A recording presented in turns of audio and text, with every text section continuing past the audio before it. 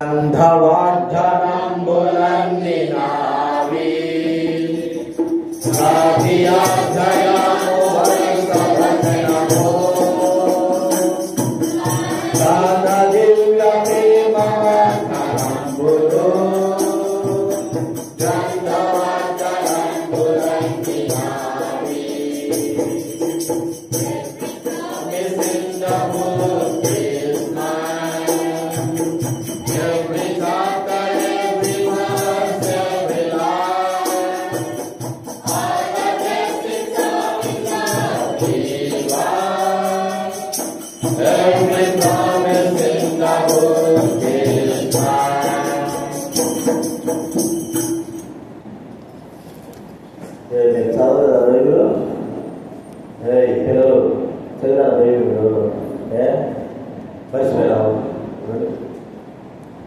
మీరందరూ వెళ్ళారా? ఆ లాస్ట్ అమ్మాయి ఒకటే చదవాలి, ముగ్గురు వెళ్ళారు. చదవాలి రోజు, మేము పిల్లలతో సహా అందరూ చదవాలి. ప్రార్థన చేసుకుందాము ఆరాధన కొరకై. పరలోకమందున తండ్రి, యేసు క్రీస్తు నామమున మీకు కృతజ్ఞతాస్తుతులు చెల్లిస్తా ఉంటున్నాం. ఈరోజు మిమ్మల్ని స్తుతించి గణపరిచి మహిమపరచడానికి కొరకే మేము వచ్చుంటున్నాం. ఆ విధానంలో ప్రభువా కీర్తన ద్వారా మిమ్మల్ని స్తుతించి మహిమపరిచినాం తండ్రి.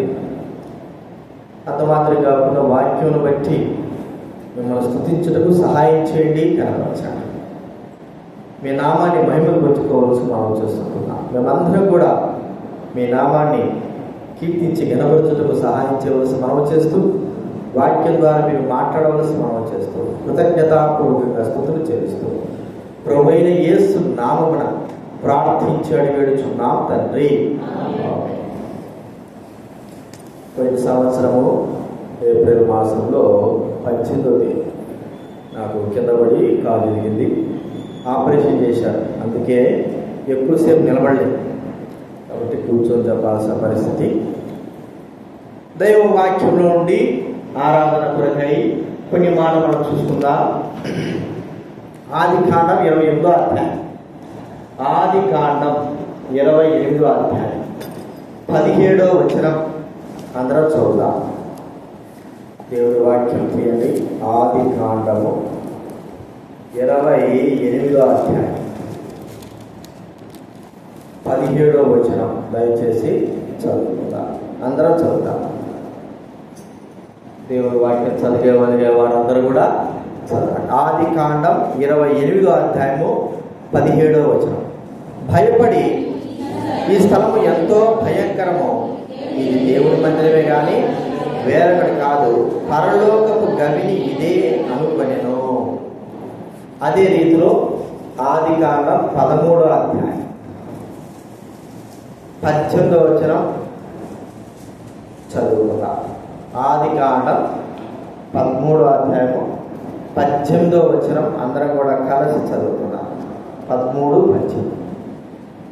అప్పుడు అబ్రాము తన గుడారం తీసి హెబ్రోనులోని మమ్రే దగ్గరనున్న సింధూర వృక్ష వనములో దిగి అక్కడ యెహోవాకు బలిపీఠమును కట్టెను. అలాగే 14వ అధ్యాయం 13వ వచనం, 14వ అధ్యాయం 13, ఆదికాండం 14వ అధ్యాయం 13వ వచనం అందరం చదువుకున్నాం. తప్పించుకుని ఒకడు వచ్చి హెబ్రీయుడైన అబ్రామునకు ఆ సంగతి తెలిపాను. అప్పుడప్పుడు ఎష్కోలు సహోదరుడును ఆనేరు సహోదరుడైన మమ్రే అను అమోరీని ఎలోను వనంలో కాపాడలేరు. వీరు అబ్రాముతో నిబంధన చేసుకున్న వారు. మమ్రే అనేటువంటి గత 13 సంవత్సరాల కింద అనుకుంటా 3-4 సార్లు ఈ మందిరానికి నేను వచ్చి ఉంటాను. సోదరుడు జఫన్యా ఉన్నప్పుడు వాళ్ళకి ఇంకా పిల్లలు పుట్టాలి, అప్పుడే ఆమె ప్రెగ్నెంట్. అప్పుడు 2-3 సార్లు వచ్చి బైబిల్ స్టడీ, ఒకసారి ఆరాధన కూడా తీసుకున్నాను. అప్పుడు పులిపిల్లి ఇటువైపు లెఫ్ట్ సైడ్ ఉంటుంది. వాళ్ళ తర్వాత ఇదే రావడం. మమ్రే అనేటువంటి ఈ పేరుకు అర్థం ఏమిటంటే సింధూర వనము, లేకపోతే మరి బలం, శక్తి బలము అనేటువంటి సింధూర వృక్షము లేకపోతే పుష్టికరము అనేటువంటి మాట అర్థం అనేది మనము చూస్తున్నాం. ఈ మమ్రే అనేది ఒక ఊరు, ఏదంటే ఊరు. ఈ మమ్రే అనేది ఏంటంటే హెబ్రోన్లో కలిసి ఉండేది. చూడండి,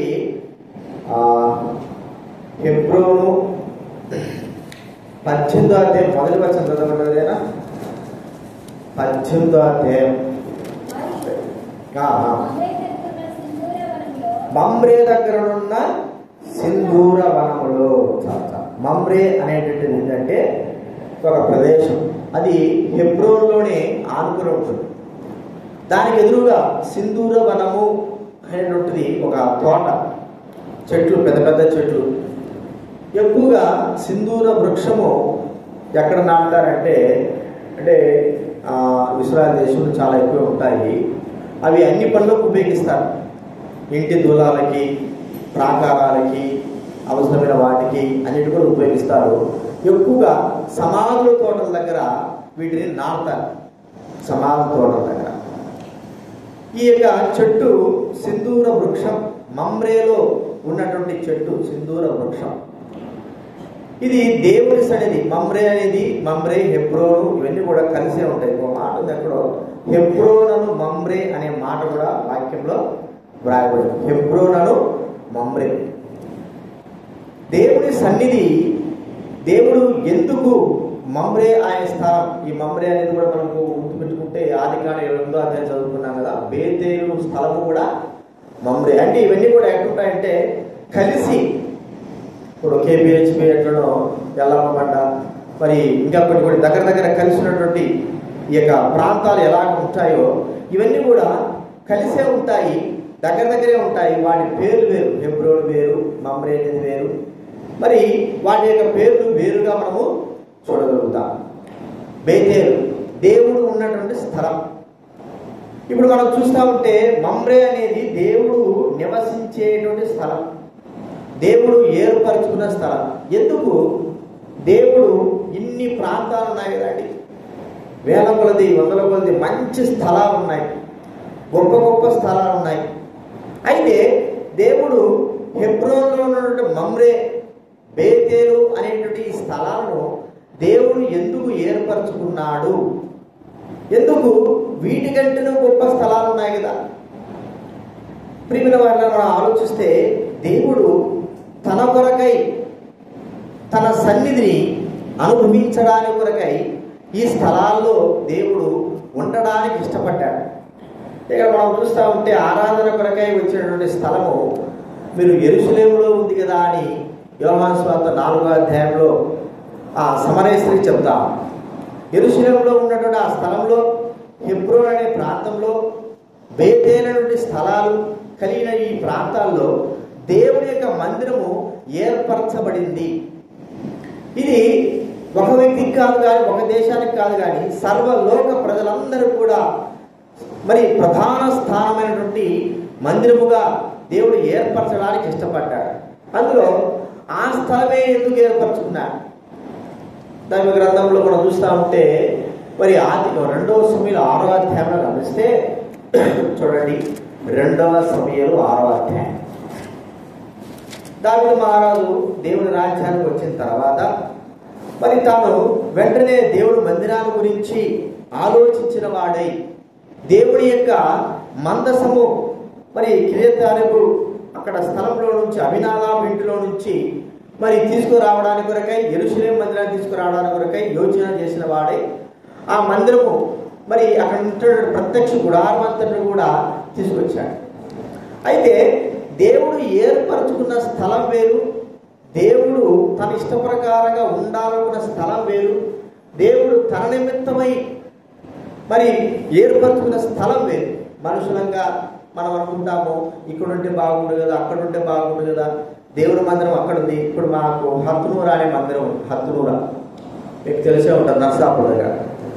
ఊరేమో 2 కిలోమీటర్ల దూరం ఉంటుంది, మందిరమేమో 2 కిలోమీటర్ల దూరం ఉంటుంది మందిరానికి, ఊరికి. కానీ ఆ హత్తునూర అనేటువంటి గ్రామంలో, ఆ మండలంలో ఒక్క మందిరం లేదు. దాని నుంచి 2 కిలోమీటర్ల దూరం పోతే ఐటీఐ కాలనీ ఉంటుంది. అక్కడన్నీ కూడా హాస్టల్స్ ఉంటాయి. అక్కడ చిన్న, అప్పట్లో అసలు ఏమీ ఇల్లులు కూడా లేవండి. ఆ ప్రాంతంలో ఏర్పరిచాడు చిన్న మందిరం స్థలం. ఇప్పుడు కొద్దిగా ఒక 4-5 లైన్లు ఉన్నాయి. కానీ ఆ చిన్న మందిరంలో దేవుడు తన స్థలాన్ని ఉంచాడు, తన మందిరాన్ని ఉంచాడు. ప్రజలకు రానుకోను చాలా కష్టమైనప్పటికీ కూడా దేవుడు మరి మండలంలో తన సన్నిధిని ఉంచుకోకుండా ఎక్కడో ఒక దూరంగా ఎందుకు ఉంచాడంటే అది ఆయన కోరుకున్న స్థలం. మన ఇష్ట ప్రకారం చాలా మంది అంటారు, ఆ హత్తులో ఉంటే బాగుంటుంది కదా, లేదా అక్కడుంటే బాగుంటుంది కదా, ఇంత దూరం రావాలంటే అసలు ఎవరు లేరు. మందిరం దగ్గర ఉన్న దగ్గర ఒక్క విశ్వాసి లేడు. కానీ ప్రతి ఆదివారము మీటింగ్లకి రావాలంటే 2 కిలోమీటర్లు ఖచ్చితంగా రావాలి. మరి దేవుడు ఏర్పరచుకున్న స్థలానికి కష్టమైన బాధ అయినా సరే రావాల్సిన వారంగా ఉన్నారు. ప్రియమైన వారి ఇక్కడ మనం గమనిస్తూ ఉంటే దావీదు మహారాజు దేవుని మందిరానికి ఒక స్థలము తన సొంతగా తన ఆలోచన ప్రకారంగా ఏర్పరచాలని కోరుకున్నాడు. చూడండి 6వ అధ్యాయం 17వ వచనం చదవండి ఎవరైనా. 6వ అధ్యాయం 2వ సమూయేలు గ్రంథం 6వ అధ్యాయం 17వ వచనం.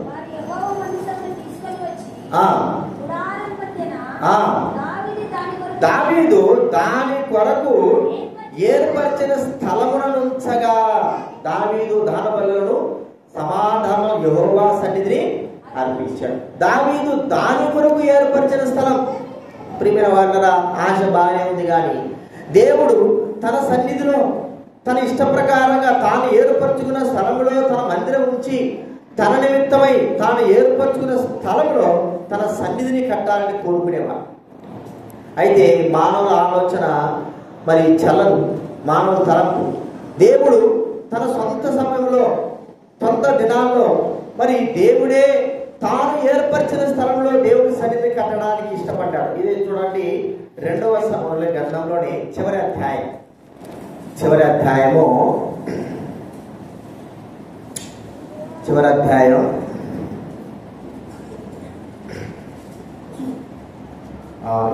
వచనం చదవండి. 24వ అధ్యాయం 22వ వచనం నుంచి. అంతకు అరోనా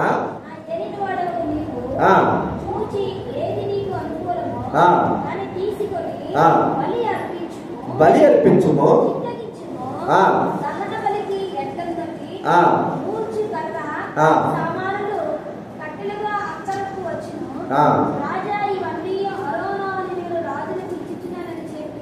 ఇచ్చుచున్నాడని చెప్పుచాడు. 16వ వచనం చూడండి.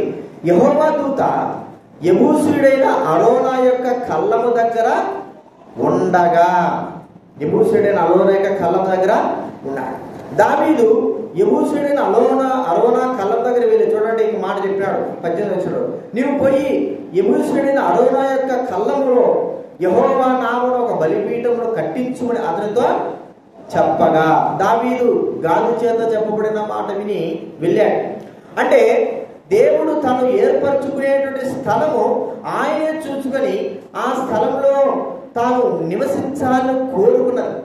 ఇది మనం ఆలోచిస్తే దేవుడు ఈ ప్రాంతంలో నేను 11 సంవత్సరాలు 12 సంవత్సరాల కిందకు వస్తే చుట్టుపక్కల చాలా స్థలాలు లేవు. ముందు కూడా రోడ్డే ఉండేది. ఏపీ స్థలాలు అన్నీ చాలా ఎక్కువ, ఇల్లులన్నీ కూడా మరి చాలా ఖాళీగా ఉండేవి, కట్టబడినట్టు ఉండేవి. మరి ఇక్కడ మనం చూస్తూ ఉంటే ఈ ప్రాంతంలో ఇక్కడ దేవుడు తన సన్నిధిని ఉంచడానికి గల కారణం ఏమిటి? ప్రియమైన వారిలారా, అది ఏమైనా కానీ అని దేవుడు మాత్రము ఆయన ఏర్పరచుకున్న స్థలముగా ఈ స్థలాన్ని దేవుడు చేశాడు. ఈ దినాల్లో మనం ఆలోచిస్తూ ఉంటే అనేకమైన స్థలాల దగ్గర, పెద్ద పెద్ద మందిరాల దగ్గర స్థలాలు ఉండవు. ఇళ్ళల్లో ఆరంభించుకుంటూ ఉంటారు. ఇళ్ళల్లోనే వాళ్ళకి స్థలాలు లేకపోకుండా ఎంతో బాధపడుతూ ఉంటారు.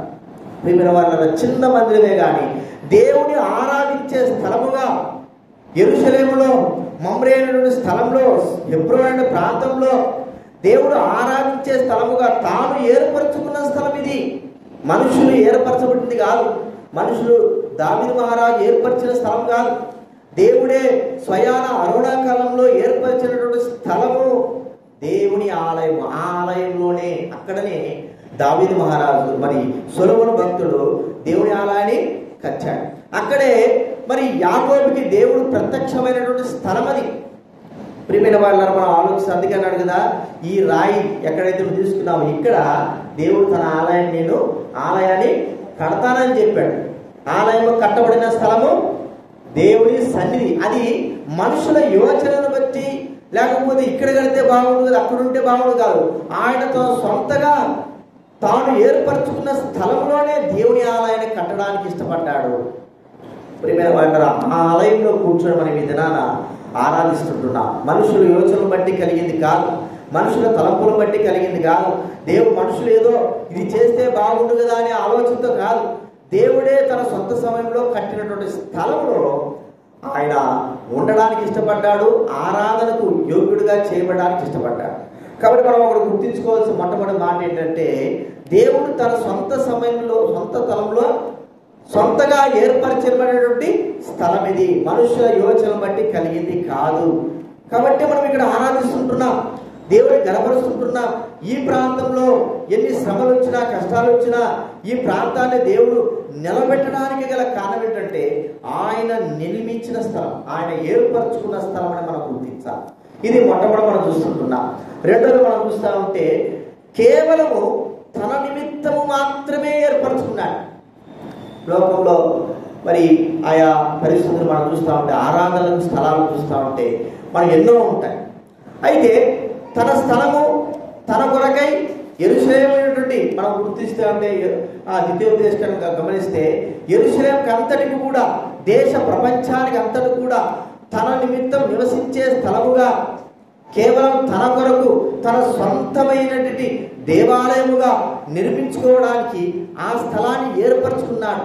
మమ్రే అనేటువంటి స్థలమును తన నిమిత్తం, కేవలం తన నిమిత్తమే. ఒక మాట మనం చెప్పుకోవాలంటే తన సంఘాన్ని ఆయన తన కొరకై ఏర్పరచుకున్నాడు. ఎవరి కొరకు కాదు, ఇది తన సంఘాన్ని తన కొరకై ఏర్పరచుకున్నాడు. మనుషుల నిమిత్తం, మనుషుల సంఘంగా. మరి భక్సింగంకులు మనం గమనిస్తూ ఉంటే ఆయన మరి తన నిమిత్తమైన సంఘం ఆ దినాల్లో ఇంకా హెబ్రోన్ రిజిస్ట్రేషన్ చేయబడలేదు. అప్పుడు అప్పాజీ గారు అనే పెద్ద ఆయన, మరి ఆయన చరిత్రలో రాయబడే మాట, ఆయన పెద్ద మరి ఆస్తిపరుడు. ఆ హెబ్రోను హెర్మోను ఆ స్థలం అంతా కూడా ఆయనదే. ఆయన మరి ఎన్నోసార్లు భక్సి గారు అడిగాడంట, అయ్యా ఈ స్థలం అంతా కూడా నీకు ఇచ్చేస్తా, ఈ స్థలం అంతా నీకే రాజేస్తా, ఇప్పుడు ఆ స్థలం కొన్ని కోట్లు కదా, అన్నీ ఇచ్చేస్తా నీకు అని చెప్పాడు. అసలు నీ స్థలం వద్దు, ఏమొద్దు, నీ స్థలానికి నేనేం చేస్తాను, రెంట్ కడతా ఉంటానని చెప్పాడు. సరే, దేవుడు నాకు చెప్పేంత వరకు కూడా నేను ఈ స్థలాన్ని తీసుకో. 2 సంవత్సరాలు వచ్చినాడట ఆ స్థలం ఇవ్వడానికి. 2 సంవత్సరాలు. మనకైతే చెప్పండి ఈ పక్కన స్థలం ఊరికి ఇస్తానంటే ఏం చేస్తావు? వెంటనే ముందు కట్టెలు బాధేసి జెండా పెడతావా? అంతేనా? మనది కాదు, వెంటనే ఆయన 2 సంవత్సరాలు దేవుడు నాకు చెప్పేంత వరకు నీ దాంట్లో ₹1 కూడా, ఒక అడుగు కూడా నాకొద్దు అంటే, దేవుడు కేవలం తన కొరకై ఏర్పరచుకున్నటువంటి స్థలం కావాలి. మనుషులు ఏదో ఇస్తే, ఊరికే ఇస్తే, నేను దాన ధర్మాలు చేస్తే ఈ కాదు. ఎందుకంటే ఆయన నివసించడానికి ఇష్టపడినటువంటి స్థలము, అందరికీ ఆరాధనకు యోగ్యమైనటువంటి స్థలము తన సొంతగా, మనుషుల యొక్క దయా దాక్షిణ్యాలపైన కాదు, ప్రియమైన వారిలో తన సొంత స్థలం ఏర్పరచుకోవడానికి ఇష్టపడ్డాడు. యెరూషలేములో ఆయన హెబ్రోన్లో మమ్రే అనేటువంటి స్థలంలో, ఆ ప్రాంతంలో దేవుడు తన సొంత స్థలం, ఎవరికీ చెందింది కాదు, సొంత స్థలం, ప్రపంచానికంతటి కూడా అదే ఆయన సొంత స్థలముగా ఏర్పరచుకున్నాడు. లేకపోతే ఎన్ని స్థలాలు, మంచి స్థలాలు ఉన్నాయండి, ఎన్నో స్థలాలు ఉన్నాయి, కానీ అక్కడ ఎందుకు ఏర్పరచుకున్నాడంటే ఆయన తన ఉండడానికి తన సొంత స్థలం. ఇది నేను నివసించు ప్రాంతము, నివసించు స్థలము. ప్రియమైన వారలారా, తన సొంత స్థలంలో ప్రభువైన దేవుడు ఉన్నాడు, ఇక ఎవరు కూడా కాదు, తన సొంత స్థలంలో. అందుకే సర్వ ప్రజలైన వారు కూడా ఆయన ఆరాధించడానికి కొరకై అక్కడికే వెళ్ళి ప్రభువును స్తుతించి ఆరాధించేవారు. ఇప్పుడైనా మనం ఆలోచిస్తూ ఉంటే దేవుడి మందిరానికి రాకపోతే ఇంటికాడే ఆరాధించవచ్చు, కానీ అది కాదు. ఆయన సొంత స్థలంలో ఆయన దగ్గరికి వెళ్ళి ప్రభువును ఆరాధించేవారు కావాలి. ప్రియమైన వారలారా, మనుషుల యొక్క దయాదాక్షిణ్యం పైన కాదు. ఇదినాన మనం ప్రభు సన్నిధిలో ఉన్నాము అంటే ఇది ఆయన సొంత స్థలము. ఆయనకు చెందిన స్థలము. కాబట్టి మనం అంటా ఉంటాం, ఇది మేము చేసినాము, మేము తీసుకొచ్చినాము. ఇప్పుడున్న పరిస్థితులు బట్టి ఎక్కడ చూసినా గొడవలే. మేము ఆపినాము, మేము చేసినాము, మేము కట్టినాము అంటారు. ఇది దేవుడు కట్టకపోతే, దేవుడు సొంత స్థలం కాకపోతే మనం ఆపినా వేస్తే, ఆపకుండా వేస్తే, అంతే కదండి. దేవుడు సొంత స్థలం కాకపోతే 100 ఎకరాలు ఉండని అదంతా కూడా ఏమైపోతుంది. దేవుడు సొంత స్థలము 10 అడుగులైనా ఉండని అది నిలబడి జీవిస్తుంది. కాబట్టి ఆయన సొంత స్థలంలో ఆయనను ఆరాధించడానికే మనం వచ్చి ఉంటున్నాము. కాబట్టి గుర్తు, ఎందుకంటే ఆయన తను స్వతహాగా ఇక్కడ నివసించాలని కోరుకున్నాడు. తన కొరకై ఒక గుడారాన్ని ఏర్పరచుకున్నాడు, మమ్రేటువంటి స్థలాన్ని ఏర్పరచుకున్నాడు. ఆ గుడారము పరలోక సంబంధమైనదిగా ఇక్కడ ఉంచి ప్రతి ఒక్కరు కూడా ఆరాధించేటువంటి స్థలముగా ఈ గుడారాన్ని చేశాడు.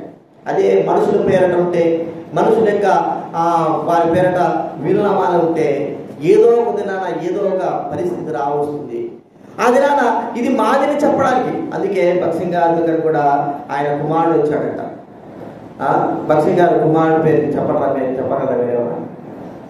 భక్సింగ్ గారి కుమారుడు పేరు కదా ఓంకార్ సింగ్ అంటారా? ఏం పేరు? ఓంకార్ సింగ్. జయశ్రీరామ్తో చెప్పాడు. ఆయన పోయి కలిసి వచ్చాడంట భక్సింగ్ గారి కుమారుడు దగ్గర. ఓంకార్ సింగ్ ఆయన వచ్చాడంట. యవన జీవితంలో ఎప్పుడు వచ్చాడో మనకు తెలియదు. ఆయన వచ్చి ఇంత పెద్ద ఆస్తి చూశాడు.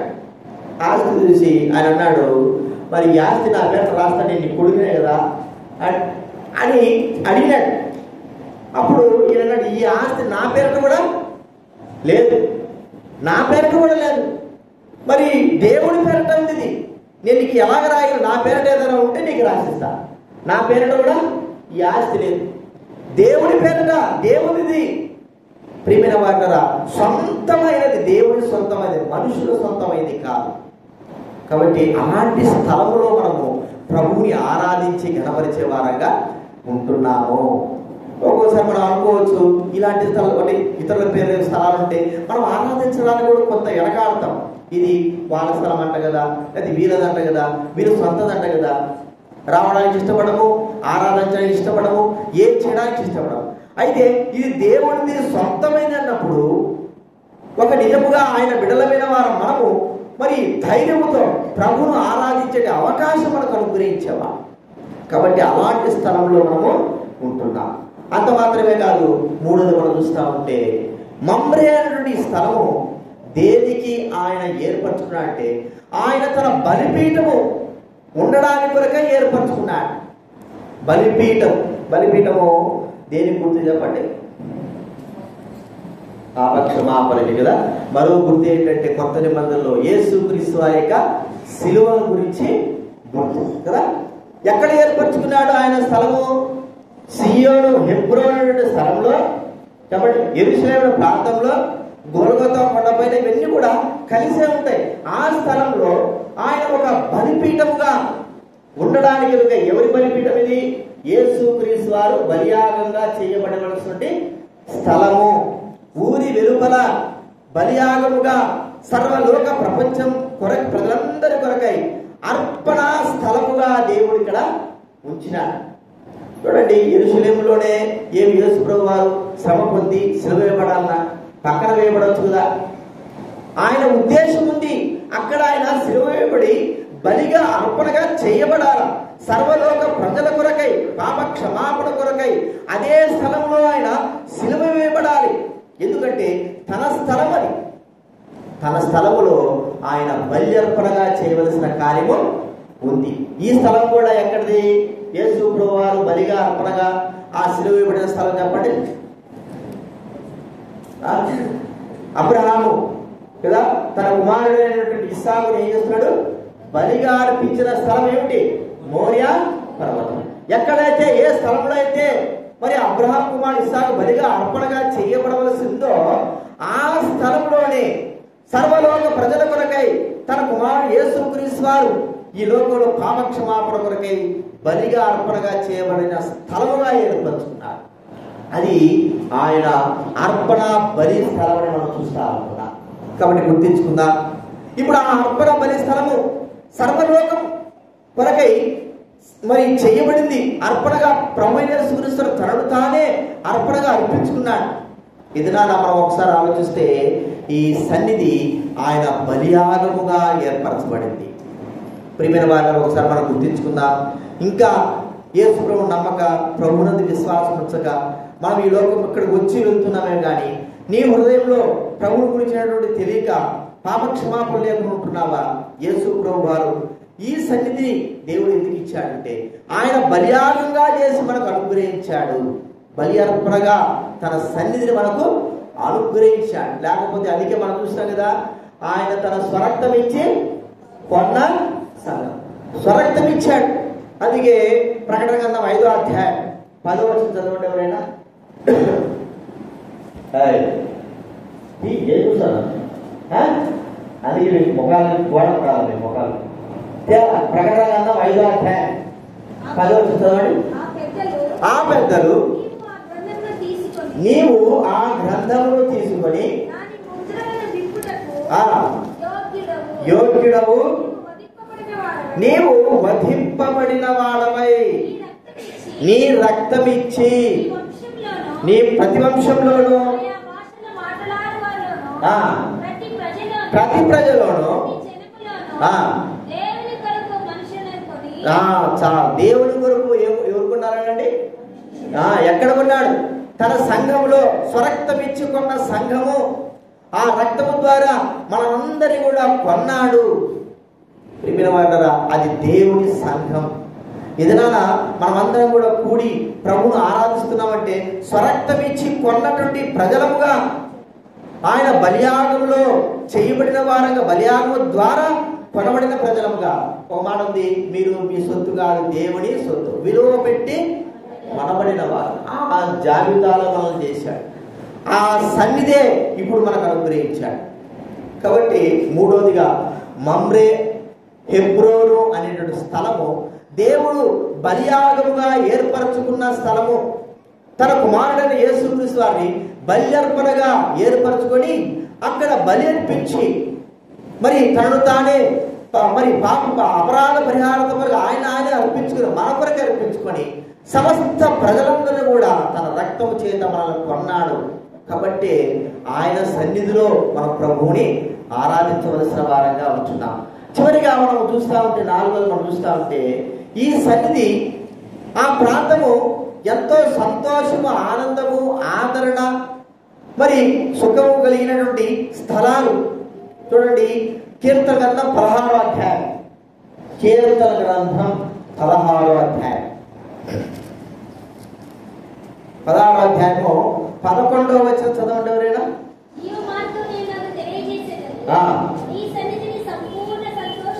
నీ సన్నిధిని సంపూర్ణ సంతోషములు కావు, నీ కుడి చేతిలో నిత్య సుఖాలు కావు. నీ సన్నిధి సంపూర్ణ సంతోషము, ఆనందం కలిగిన స్థలం. యెషయా గ్రంథం 56వ అధ్యాయం 7వ వచనం చదవండి. యెషయా గ్రంథం 56వ అధ్యాయం 7వ వచనం.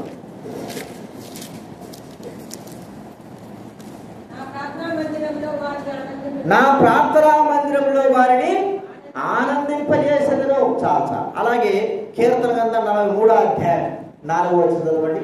కీర్తన గ్రంథం 43వ అధ్యాయం 4వ వచనం. దేవుని బలిపీఠం నొద్దకు ఆనంద సంతోషములు కలగజేయు దేవుని యొద్దకు చేరుదును. నాకు ఆనంద సంతోషములు కలగజేయు దేవుని యొద్దకు.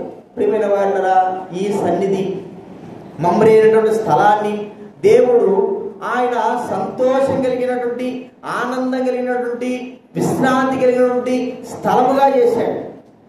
చూడండి, లోకంలో మరి ఎంత శ్రమ, కష్టం, ఉదయం నుంచి సాయంత్రం వరకు మనము మరి బాధపడుతూ పనులు చేసుకుంటా ఉంటాం. మరి ఇంటికి వెళ్ళిన తర్వాత కొంత ఉపశమనం ఉంటుంది. ఒక్కోసారి కొంతమంది కుటుంబాల్లో కూడా ఇవి కూడా ఉండవులే, కానీ ఉదయం మొదలు రాత్రి వరకు కష్టాలే ఉంటాయి. అయితే దేవుని సన్నిధిలోకి వస్తే నెమ్మదత్వం, ఆదరణ, హృదయంలో తెలియనటువంటి సంతోషం కలుగుతుంది.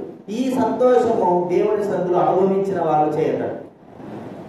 ఇలాంటి సంతోషము కష్టాల్లో, బాధల్లో, శ్రమలలో, చాలా ఇరుకుల్లో దిక్కుతోచన పరిస్థితుల్లో దేవుడి మందిరానికి వచ్చినప్పుడు దేవుడి మందిరంలో ఆనందాన్ని నేను పొందాను అన్న వాళ్ళు చేయటండి నిజంగా పొందడంలే. నిజంగా అందుకే హెబ్రోనులో చూడండి, బయట అంతా గోలగోల ఉంటుంది కదండి, లోపల పోయి పులిపిడి దగ్గర నిశ్శబ్దంగా ఉంటుంది. ఆడ పోయి కూర్చున్నాక నెమ్మలం ఉంటుంది మనసు. ఎన్నో శ్రమలు నాకు కూడా సేవా పరిచయ జీవిత యాత్రలో ఎన్ని శ్రమలంటే చెప్పడానికి వెళ్ళాను. ఒకసారి హెబ్రోనులో కూడా మరి వెళ్ళాను. మరి ఎన్నో శ్రమలు, ఎన్నో బాధలు, ఎదిరింపులు, ఇవన్నీ తట్టుకొని హృదయం చాలా వేదనతో ఉంది. పోయినాను దేవుడి మందిరంలో హెబ్రోనులో పోయి కూర్చొని కొంతసేపు ప్రార్థన చేసుకొని ఆయన సన్నిధిలో అలాగా పడుకున్నా. నిమ్మలం, కొంతసేపటికి నిమ్మలం. ప్రియమైన వాళ్ళ ఎంత నిమ్మలం అంటే అది మరి ఆయన శిష్యులు ఆ ఓడలో ప్రయాణం చేస్తూ ఉంటే ఆ గాలివాన కొట్టినప్పుడు వారి యొక్క హృదయాలు ఎలా ఉన్నాయి? వారి హృదయాలు ఎలా కలవరంతో, భయంతో ఎప్పుడు చచ్చిపోతామా అని కదండి. గాలివాన కొడతా ఉంటే నేను అనుకుంటున్నాను, మరి యేసు ప్రభువును లేపిన వారందరూ కూడా వాళ్ళందరూ ఏం పని చేస్తారు చెప్పండి? ఎక్కువగా జాలర్లో ఒకడు ఉన్నారు, ట్యాక్స్ కలెక్టర్ ఒకడు ఉన్నాడు, మిగతా వాళ్ళు ఉన్నారు. కానీ వీళ్ళకి అందరూ ఈత రాదంటారా? ఈత రాదా? చేపలు పట్టే వాళ్ళకి ఈత రాదు. మరి ఎందుకు భయపడ్డారు? ఈత వచ్చి భయపడ్డారా? ఈత రాకుండా భయపడ్డారంటారా? ఎప్పుడైనా ఆలోచన వచ్చిందా మీకు? ఎందుకయ్యా మాకు లేదు, మేము నశించిపోతున్నాం అన్నప్పుడు వాళ్ళకి ఈతకు రాకనా? వాళ్ళు ఈయన దానికంటే సత్య స్థితిలో ఉండాలి. ఆ పరిస్థితి అలా ఉంది. గజీతకాలు ఏం చేస్తారంటే ఎంత సముద్రంలో సరే మధ్యలో వదిలేస్తే వాళ్ళు ఏం చేస్తారు? నిదానంగా ఈదుకుంటూ వస్తారు. ఆ సమయంలో కూడా వాళ్ళు ఏమైపోతారు? ఆ అలల చేత కొట్టబడి చనిపోతారు. కానీ వారికి అలాంటి భయం వచ్చింది. వారి హృదయాలు వేదనతో ఉన్నాయి. యేసు ప్రభు దగ్గర ఉన్నప్పుడు ఆయన లేపారయ్యా చూడి పరిస్థితి చూడంటే లేచి ఆయన ఒక్క దెబ్బగా గద్దించాడు. అంతే నిమ్మలమైపోయి. అంటే ఆయన ఉన్న దగ్గర ఏముంటుంది చెప్పండి? ఎన్ని ఉన్నా కూడా నిమ్మలత్వము. ఇప్పుడు ఆయన సన్నిధిలో మనకి ఏం కనబడుతుంది? నిమ్మలత్వము, ఆదరణ, సంతోషము, ఆనందము. బయట లేనటువంటి అన్ని కూడా బయట మనకి ఏవైతే దొరకవో, సంతోషం కానీ, ఆనందం కానీ, నిమ్మలత్వం కానీ, ఆదరణ కానీ, ఇవన్నీ కూడా దేవుని సన్నిధిలో, ఆయన సన్నిధిలో మనకు అనుగ్రహించుంటున్నాడు. ప్రియమైన వాళ్ళరా, ఒకవేళ ఈ సన్నిధి లేకపోతే, ఈ నిమ్మలత్వమే లేకపోతే మన పరిస్థితి ఏమవుదు? మనం ఎలాగ ఏమైపోయింది చెప్పండి. యేసు ప్రభువే కానీ ఆ యొక్క ఓడలో లేకపోతే వారి పరిస్థితి చెప్పండి. గందరగోళం చెప్పడానికి వీలేదు కదా. అసలు నిజంగానే చనిపోయేవారేమో ఆ యొక్క తుఫాను చేత. కాబట్టి ప్రభువు ఉండడం ద్వారా నిమ్మలపరచబడడం, ఆయన సన్నిధిని ఇక్కడ ఉంచాడు. కాబట్టి మన జీవితాల్లో ఎన్ని శ్రమలు వచ్చినా, ఎన్ని కష్టాలు వచ్చినా, ఎంత మరి తట్టుకోలేని పరిస్థితులు వచ్చినా ప్రభువు సన్నిధిలోకి వచ్చి మనం కూర్చుంటే నిమ్మలమైన వారంగా. మనం చూస్తే హన్నాల గురించి చూస్తే ఆమె దుఃఖము, వేదన చెప్పడానికి వీల్లేదు. ఎంత దుఃఖమో. కానీ ప్రభు సన్నిధిలో ఆమె ప్రార్థన చేసిన తర్వాత ఆమె హృదయం ఏమైపోయింది? నిమ్మలమైపోయింది. ఇక బాధ లేదు. అన్నం తినకూడదు అనుకున్నది, అన్నం తింటుంది. ఇక బాధ లేకోకుండా సంతోషంగా ఆమె ఆ సన్నిధిలో నుండి వెళ్ళిపోయింది. ఇది దేవుని సన్నిధిలో మమ్రే అనేటువంటి స్థితి. ఆ దగ్గర దేవుడు మనకు అనుగ్రహించింది. దీనిని బట్టి మనం స్తుతించాలి. ఒకవేళ ఈ సన్నిధి లేకపోతే మనం ఏమైపోయి ఉంటాము. కాబట్టి నీ 400 విషయాలు మొట్టమొదటిగా ఏం చూస్తూ వచ్చాం? మమ్రే అనేటువంటి స్థలంలో చూస్తే చెప్పండి, దేవుడు ఏర్పరచుకున్నటువంటి స్థలం. మనుషులు ఏర్పరిచింది కాదు, ఇది దేవుడే ఏర్పరిచిన స్థలం. కాబట్టి ఆయన స్థలంలో మనము దేవుణ్ణి ఆరాధిస్తుంటున్నాం. రెండోది ఏమని? తన నిమిత్తమై కదండి, తన నిమిత్తమై ఏర్పరచుకున్న స్థలం. కేవలము తన కొరకే. ప్రియమైన వాళ్ళు, ఇది మనుషుల యొక్క పేరు మీద ఉండేది కాదు. దేవుని ఆరాధించడానికి వచ్చినప్పుడు నిమ్మలమైన హృదయంతో ఆయన సన్నిధికి వస్తున్నామంటే ఇది దేవుని మందిరమే, ఇక వేరొకటి కాదు, తనదే అనేటువంటి మరి ఆ కార్యములు దేవుడు అనుగ్రహించాడు. మూడోది మనం చూస్తా ఉంటే ఏం చెప్పా చెప్పండి? బలిపీఠముగా దేవుడి సన్నిధిని ఉంచాడు. ఆయన అర్పణగా బలిగా అర్పించి మనందరూ కూడా ఆయన రక్తం చేత కొని ఒక సంఘముగా ఇంటిగా చేసి దేవుడు తన సన్నిధిలో తన మందిరములో మనం ఉంచినందుకు ప్రభువును మనం స్తుతించాలి. చివరిగా మనం ఏం చూస్తున్నాం చెప్పండి? ఆనందము, సంతోషము, నెమ్మది కలిగినటువంటి స్థలం ఇది. ఎక్కడ కూడా దొరకదు. ఎక్కడ కూడా మనం ఇలాంటి యొక్క సన్నిధిని మనం అనుభవించలేం. ఎంత డబ్బు పెట్టినా కూడా ఉచితంగా వచ్చే ఈ సన్నిధికి, ఈ యొక్క గొప్ప ఆనందానికి ఎవరు కూడా వెలగట్టలేనిది ఇది.